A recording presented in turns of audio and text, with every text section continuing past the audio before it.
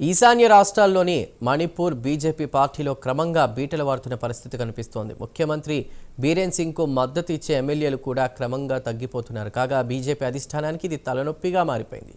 సోమవారం నాడు ముఖ్యమంత్రి బీరేన్ సింగ్ తన అధికారిక నివాసంలో కీలక సమావేశాన్ని ఏర్పాటు చేశారు. అయితే పలువురు బీజేపీ ఎమ్మెల్యేలు మీటింగ్కు డుమా కొట్టారు. అలాగే కుకీ బీజేపీ ఎమ్మెల్యే ఎప్పటి నుంచో ఆయనను తొలగించాలని డిమాండ్ చేస్తున్నారు. కాగా ఇప్పటికే మైటాస్కు చెందినటువంటి పలువురు నాయకులు సీఎంను తొలగించాలని డిమాండ్ చేస్తున్నారు. అయితే సీఎంను తప్పించాలన్న డిమాండ్ మాత్రం రోజు రోజుకు పెరిగిపోతోంది. బీజేపీ అధిష్టానానికి మణిపూర్లో జరుగుతున్న పరిణామాలు మాత్రం మింగుడు పడడం లేదు. ప్రత్యేక కథనంలో అక్కడి తాజా రాజకీయ పరిణామాల గురించి తెలుసుకుందాం.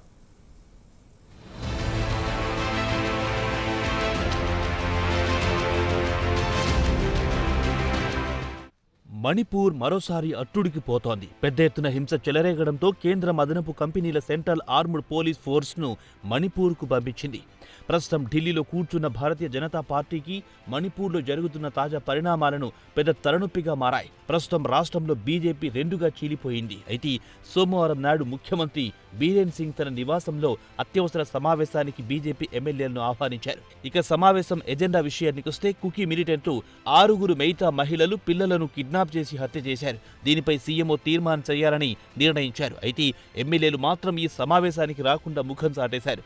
ప్రస్తుతం బీరేన్ సింగ్ పార్టీ ఎమ్మెల్యేలను ఏకతాటిపైకి తేవడంలో ఘోరంగా విఫలమవుతున్నారు.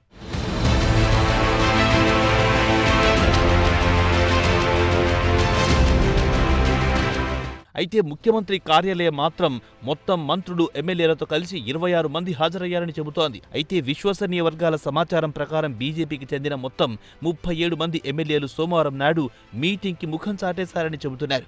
వారిలో 7 కుకీ ఎమ్మెల్యేలు కూడా ఉన్నారు. అలాగే మెయిటాలకు చెందిన సుమారు డజన్ మంది ఎమ్మెల్యేలు కూడా సమావేశానికి హాజరు కాలేదని తెలుస్తోంది. అయితే సమావేశానికి గైర్హాజరు కావడానికి కారణాలు కూడా తెలుపలేదని చెబుతున్నారు. ఇక సీఎం ఇంట్లో సమావేశం తీర్మానం విషయానికొస్తే కేంద్రానికి తీర్మానం పంపుతూ మణిపూర్లో ఈ నెల 14న జిరిబామ్ ఏరియాలో పెద్ద ఎత్తున హింస నెలకొన్నందున కేంద్ర ప్రభుత్వం వెంటనే సాయుధ దళాలను పంపించింది. వీరికి ప్రత్యేక అధికారాలు కట్టబెట్టింది. ముఖ్యంగా 6 పోలీస్ స్టేషన్లో సాయుధ దళాలకు విశేష అధికారాలు అప్పగించింది కేంద్రం.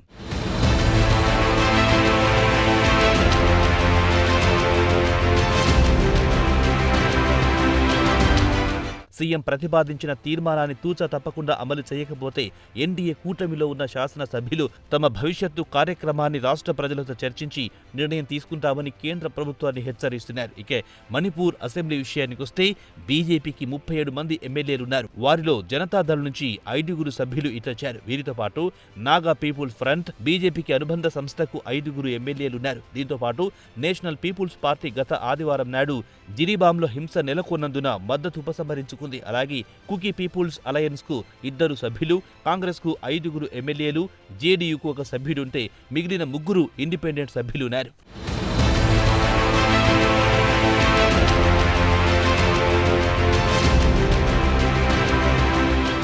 అయితే సీఎం సెక్రటేరియట్ మొత్తం 11 మంది ఎమ్మెల్యేలు, మంత్రులు డుమ్మా కొట్టడానికి గల కారణాల గురించి ఎలాంటి వివరణ ఇవ్వలేదు. అయితే సమావేశానికి డుమ్మా కొట్టిన ఎమ్మెల్యేల జాబితా మాత్రం చాలానే ఉందని సమావేశానికి హాజరైన ఓ ఎమ్మెల్యే చెప్పాడు. అయితే బీజేపీ ఎమ్మెల్యేలు మాత్రం సీఎం బీరేన్ సింగ్ కు మద్దతు గత ఏడాది నుంచి క్రమంగా ఉపసంహరిస్తూ పోతున్నారు. కాగా కుకీ బీజేపీ ఎమ్మెల్యే గత ఏడాది కాలం నుంచి బీరేన్ సింగ్ రాజీనామాకు డిమాండ్ చేస్తున్నారు.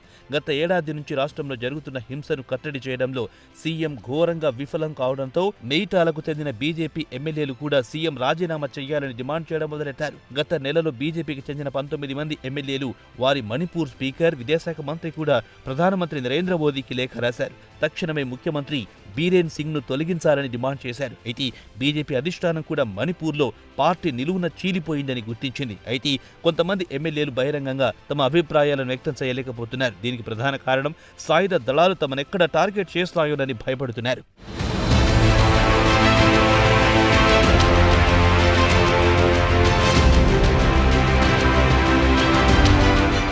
ప్రస్తుత పరిస్థితుల్లో సీఎంను బీజేపీ అధిష్టానం తొలగించే సాహసం చేయదని చెబుతున్నారు ఇక్కడి రాజకీయ విశ్లేషకులు. ప్రస్తుతం రాష్ట్రంలో బీరేన్ సింగ్ పాపులారిటీ మాత్రం బాగా క్షీణించింది. అయితే బీజేపీ అధిష్టానం మాత్రం వేరే కోణంలో ఆలోచిస్తోంది. ఒకవేళ సీఎంను తొలగిస్తే కుకీల ఒత్తిడికి లొంగిపోయి బీజేపీ సీఎంను తొలగించిందన్న సంకేతాలు వెలువడతాయని మోదీ సర్కార్ భావిస్తోంది. ప్రస్తుతం ఇంఫాల్ వ్యాలీ మాత్రం తీవ్ర ఒడిదుడుకులకు గురవుతోంది. ఏ క్షణంలోనైనా హింస చెలరేగి పరిస్థితులు అదుపు తప్పుతాయని ప్రభుత్వం భావిస్తుంది. అయితే ఇంపాల్లో జరుగుతున్న పరిస్థితిని బీజేపీ అధిష్టానం మాత్రం క్షుణ్ణంగా గమనిస్తోంది. సీఎంను పదవిలోంచి దించాలని భావిస్తే 2027 అసెంబ్లీ ఎన్నికల ముందు తొలగించవచ్చు. ప్రస్తుతానికి మాత్రం ఆ దిశగా కేంద్రం ఆలోచించడం లేదు. ప్రస్తుతం కేంద్రం అత్యధిక ప్రాధాన్యం ఇస్తోంది మాత్రం రాష్ట్రంలో హింస జరగకుండా శాంతి భద్రతలను అదుపులో ఉంచాలని లక్ష్యంగా పెట్టుకుంది.